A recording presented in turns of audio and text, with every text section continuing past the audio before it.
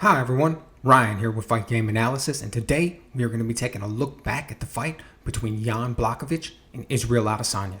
Now going into this one, there was a lot on the line for both men.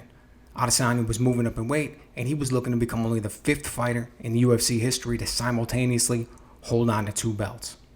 And Jan was looking to defend his newly acquired belt, but he was also looking to gain some legitimacy in the division. He had won the belt with a knockout over Dominic Reyes, but it was vacant at the time.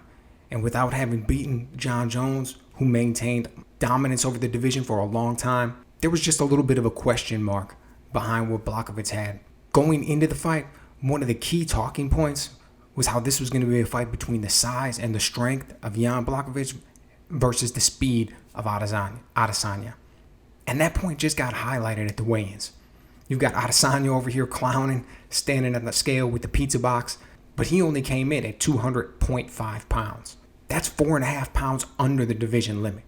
He clearly was relying on his speed as this one. He was not coming in looking to be anywhere near the size that Jan was. Jan, he comes in at 205. That was expected. He cuts weight for the division. He is a big, strong guy.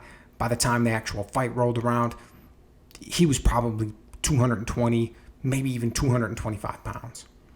So this just emphasized the disparity that was already there between these two fighters going in. And when the first round kicked off, that's exactly what we could see. Adesanya comes in. He is the faster, more technical striker. He comes out. He's quick. He's sharp. He's throwing a lot of different punches at Blachowicz. Calf kicks, jabs, throwing in question mark kicks. And he was also using a lot of feints. And those feints played a big role because you could see that they were stifling Jan's offense. He didn't know exactly what to do. He was a little bit more on the back foot. He didn't have much of a work rate in that first round. So even though Adesanya didn't land anything big, he was the ring general. He was controlling the timing and the distance. He won that first round. The second round was a little bit different.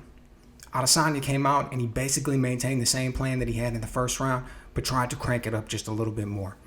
And he continued to see some success. But Jan started to see some success of his own.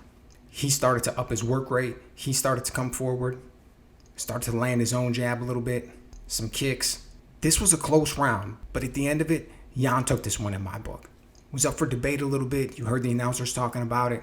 I thought Jan did enough to come away with the second round. They come off for the third round, and this one, in my opinion, was an Adesanya round. He started to apply more pressure, did good when he was leading, started to counter Jan's shots a little bit, got off on his jab, landed some of his own kicks, and he definitely landed the more significant strikes in this round, particularly a really good left hook in the middle of this exchange. It got Jan's attention. Going into the championship rounds, I had Adesanya up 2-1, but these are the rounds that are going to be able to tell the difference and separate who comes away with the win. And at the end of the day, what made the difference in these rounds was the grappling of Jan Blachowicz. They started out on the feet. Both men were able to get some good work done. But once Jan went for the takedown, that was it. The round was over. In the fourth round, he got his takedown around with about 3 minutes left. Held Adesanya down for the rest of the round. Didn't get a lot of work done. Didn't score a lot of damage. Didn't threaten with any submissions or anything like that. However, he was completely in control. Adesanya was on his back. He had no answers once Jan took him down. And it was the same thing in the fifth round. About halfway through, gets the takedown. Improves his position, goes to half guard, goes to side control, got full mount at one point. But there was nothing that Adesanya was able to do. Even though he was able to minimize any damage that he took, he was never in control. And that was the difference in the fight. Jan was able to walk away with the victory. It was an impressive performance for Jan Blachowicz. He was able to add some legitimacy to his reign at 205 with a good title defense against Adesanya. Even though Adesanya was the smaller man moving up, nobody can doubt how talented he is. In the post-fight, he said he's moving back down to 185, and that he's going to continue to defend the belt down there. So let me know, what do you guys think? What's next for Jan? Who's next up in line to challenge him at 205? And with Adesanya moving back down to 185, what's next for him? Let me know what you guys think.